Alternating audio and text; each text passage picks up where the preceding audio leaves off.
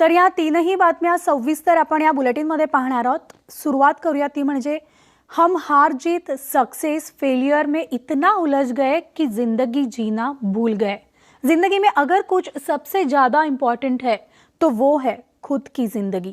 आणि अशी स्वतःचं आयुष्य स्वतःची जिंदगी अभिनेता सुशांत सिंग राजपूतनं त्यानं आत्महत्या काल केलेली आहे आणि स्वतःचं आयुष्य त्यानं संपवलेलं आहे। आणि हा डायलॉग त्याच्याच छिछोरे या सिनेमातला आहे जो काही महिन्यांपूर्वीच प्रदर्शित झालेला होता।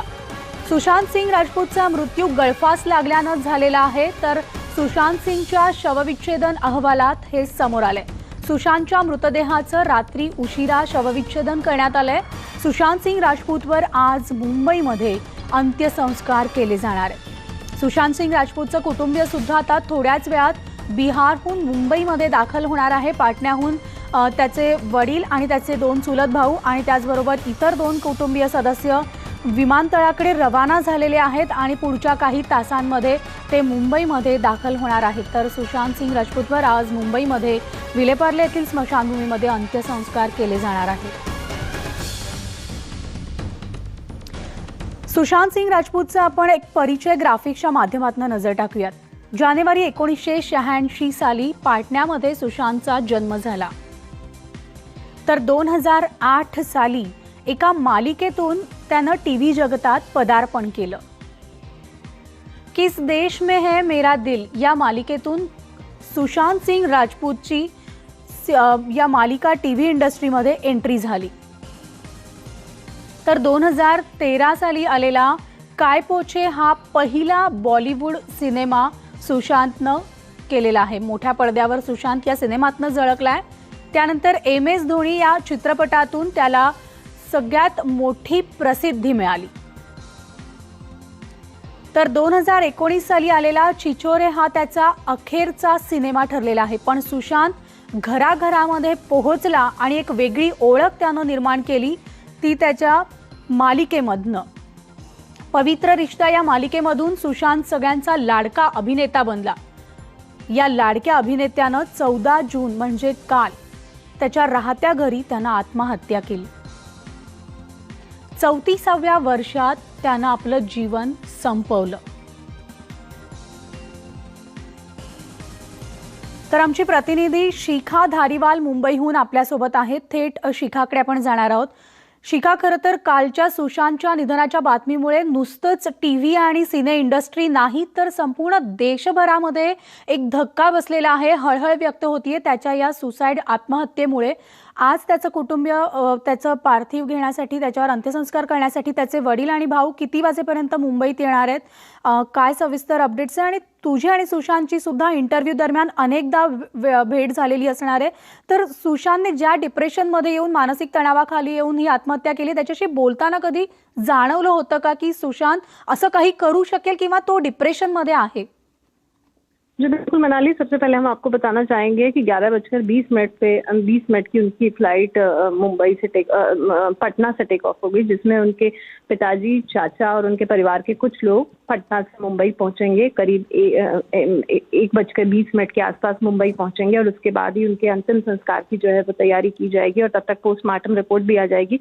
उसके साथ साथ हम आपको बताना चाहेंगे कि देखिए, पिछले काफी दिनों से खबरें थी कि जो सुशांत सिंह राजपूत का यश राज, धर्मा और बड़े बड़े कई बैनर्स ने उनको साइलेंटली बायकॉट किया हुआ था। अगर ये कहीं कि सोशली बायकॉट किया हुआ, इस तरह की खबरें आती थी। लेकिन और जिस तरीके से अगर हम सुशांत की डिप्रेशन की भी बात करें, अगर आप उनके इंस्टाग्राम पोस्ट पर आपने नजर डाली होगी तो जाहिर तौर पर कहीं ना कहीं उनकी हर एक पोस्ट में एक छुपा हुआ दर्द था। और उनके करीबी मित्र हैं, जो टीवी इंडस्ट्री से जानने वाले हैं, उनसे हमने बातचीत करने की कोशिश की तो उनका कहना है कि पिछले करीब 6 महीने से सुशांत बहुत परेशान थे, डिप्रेशन में चल रहे थे और उनकी जो चिंता थी कहीं ना कहीं वो उनके अपने करियर को लेकर के भी थी और उनकी पर्सनल लाइफ में भी काफी अप्स एंड डाउन्स चल रहे थे। जी मनाली। शिखा, जसं आता उल्लेख केला की त्याचे डिप्रेशनवाले त्याने पोस्ट शेअर केलेले होते। माय 50 ड्रीम्स अँड काउंटिंग असं देखील ट्विट सुशांतनं केलं होतं आणि 50 गोष्टी त्याला त्याच्या आयुष्यात ज्या करायच्या आहेत आणि त्यातल्या काही तो करत आला होता। तर त्यामध्ये पण डिप्रेशन संदर्भात काही नमूद करण्यात आलं होतं का किंवा डिप्रेशनला घेऊन असं कोणतं ट्विट होतं का की सुशांत या सगळ्यातनं जातोय? मग मित्रपरिवार त्याचा होता, त्यांनी कधी सुशांतशी बोलण्याचा प्रयत्न केला नाही का? आज इंडस्ट्रीमधल्या लोकांशी बोलल्यावर काय जाणवतंय? जी बिल्कुल, हम आपको बताना चाहेंगे। देखिए, बॉलीवुड इंडस्ट्री कि में उनके बहुत ज़्यादा दोस्त नहीं थे। बॉलीवुड इंडस्ट्री के लोग जो मतलब उनकी फ्रेंड सर्कल में नहीं थे। टीवी इंडस्ट्री से ज़रूर सुशांत जुड़े हुए थे, और जो टीवी इंडस्ट्री के उनके जानकार हैं वो बताते हैं कि वो लॉकडाउन में भी काफ़ी डिप्रेशन के शिकार थे, और करीब पिछले 6 महीने से उनकी दवाइयाँ चल रही थी। और हम आपको यहीं पे बताना चाहेंगे कि सुशांत सिंह राजपूत की एक खासियत थी कि वो इंस्टाग्राम पे, ट्विटर पे अक्सर जो भी उनके फैंस उन्हें ट्वीट करते थे, मैसेज करते थे, वो हमेशा उस चीज़ पर रिप्लाई किया करते थे।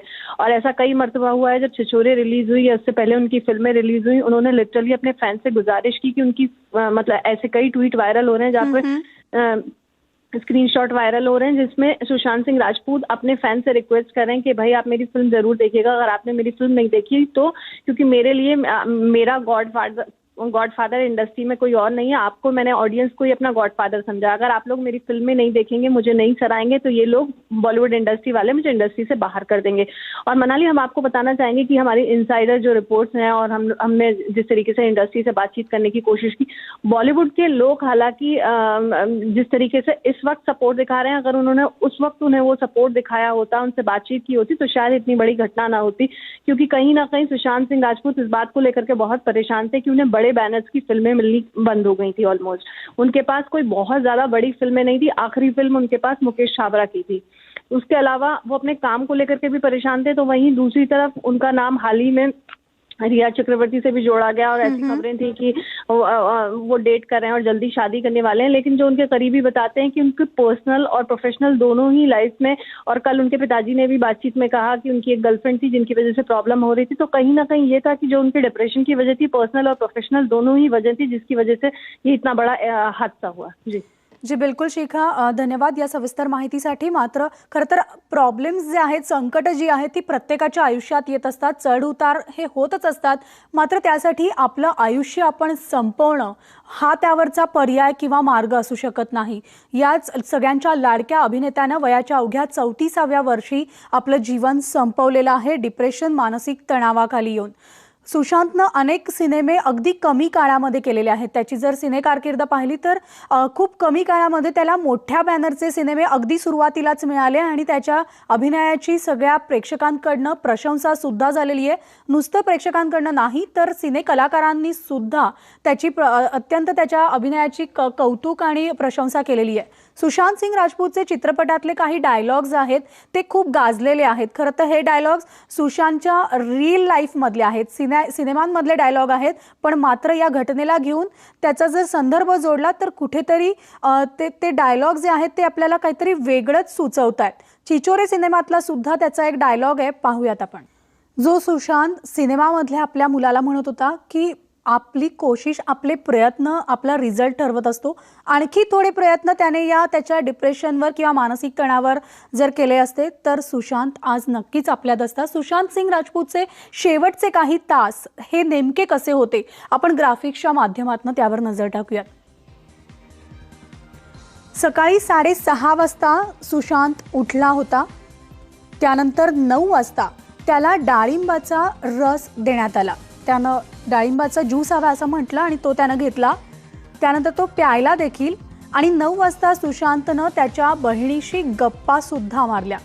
फोन करून त्यानं सुशांतनं त्याच्या बहिणीशी गप्पा मारल्यात।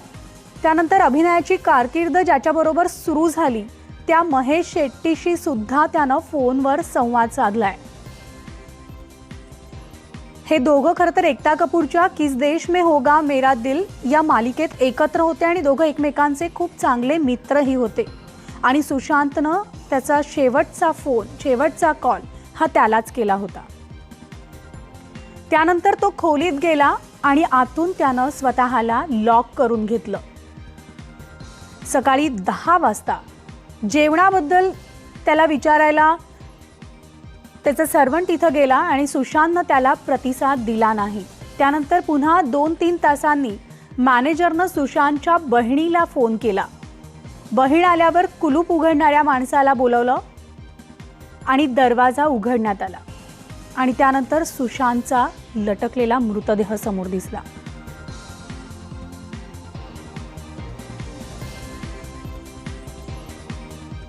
नमस्कार, मी मनाली. न्यूज 18 लोकमतमध्ये आपल्या सगळ्यांचं स्वागत आहे. कोरोना संदर्भातील आणि त्याचबरोबर इतरही सगळ्या महत्त्वाच्या घडामोडी आपण या बुलेटिनमध्ये पाहणार आहोत. मात्र बुलेटिनच्या सुरुवातीला आजच्या सगळ्या 3 मोठ्या बातम्यांवर सर्वप्रथम आपण नजर टाकूयात.